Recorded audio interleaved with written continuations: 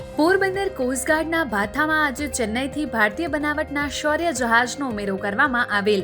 આજે શૌર્ય જહાજ પોરબંદર પહોંચ્યું. ગુજરાત કોસ્ટગાર્ડના અધિકારીઓએ જવાનોએ તિરંગો લહેરાવી સ્વાગત કરેલ અને જરૂરી દસ્તાવેજોની આપ-લે કરી હતી. આજથી શૌર્ય જહાજ ગુજરાતના સમુદ્રી સીમાડાની રક્ષામાં કાર્યરત કરવામાં આવેલ. ગુજરાત કોસ્ટગાર્ડ સમુદ્રી સીમાડાની રાત દિવસ સુરક્ષા કરે છે. ગુજરાત કોસ્ટગાર્ડ હેડક્વાર્ટર પોરબંદર પાસે અય્યર સુધી સજગ સૂર અંકિત હાલ સમુદ્રી સુરક્ષામાં ફરજ બજાવે છે. સમુદ્રને વધુ સુરક્ષિત બનાવવા આજે વહેલી સવારે ચેન્નઈથી શૌર્ય જહાજને પોરબંદરમાં કાર્યરત કરવામાં આવેલ છે, જેમાં અધિકારીઓ અને જવાનો સાથે ભારતીય બનાવટના શસ્ત્રોથી સજ્જ રહેશે અને કોઈ પણ પરિસ્થિતિનો સામનો કરવા સક્ષમ છે. 1 એપ્રિલથી પોરબંદર ગુજરાત કોસ્ટગાર્ડમાં ચેન્નઈથી શૌર્ય જહાજને ખાસ ફરજ પર મૂકવામાં આવેલ છે, જે જહાજની ઘણી બધી ખાસિયત છે, જેમાં અધિકારીઓ આધુનિક ટેકનોલોજી વાળા અનેક સાધનો છે.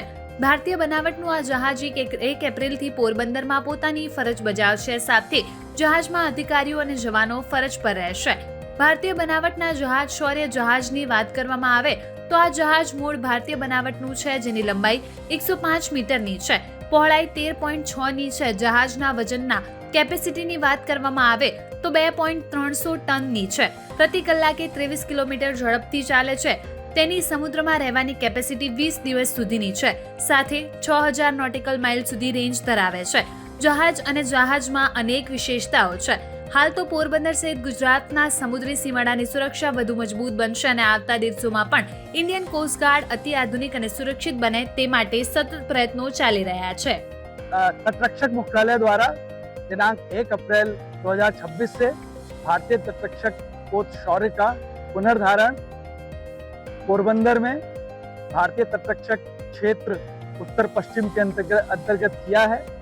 शिप 1 अप्रैल 2026 से यहाँ पोरबंदर में RHQ नॉर्थ वेस्ट के अंदर रिबेस हो गया है. आज आपने सवेरे देखा, हम सब ने मिलकर शिप का यहाँ पर उसके नए घर पोरबंदर में स्वागत किया. भारतीय तटरक्षक पोत समर्थ क्लास शौर्य समर्थ क्लास का 5वां पोत है, जो कि आधुनिक और स्वदेशी उपकरणों से लैस है. शिप में CRN 91 जो गन है वो फिटेड है और शिप आधुनिक से आधुनिक मशीनरी से भी लिप्त है. ICGS शौर्य का पोरबंदर में पुनः तैनाती गुजरात तट और तटीय और अपतटीय सुरक्षा को सुदृढ़ करेगी, अरब सागर में निगरानी बढ़ाएगी तथा राष्ट्रीय समुद्री हितों की रक्षा के साथ साथ गुजरात तट पर कार्यरत मछुआरों के हितों की रक्षा के लिए भी प्रतिक्रिया क्षमता को और अधिक बढ़ाएगी. यह पुनराधार भारतीय तटरक्षक का गुजरात के प्रति सुरक्षा, संरक्षा और पर्यावरण संरक्षण सुनिश्चित करने के નિરંતર પ્રતિબદ્ધતા કો દર્શાતા હૈ.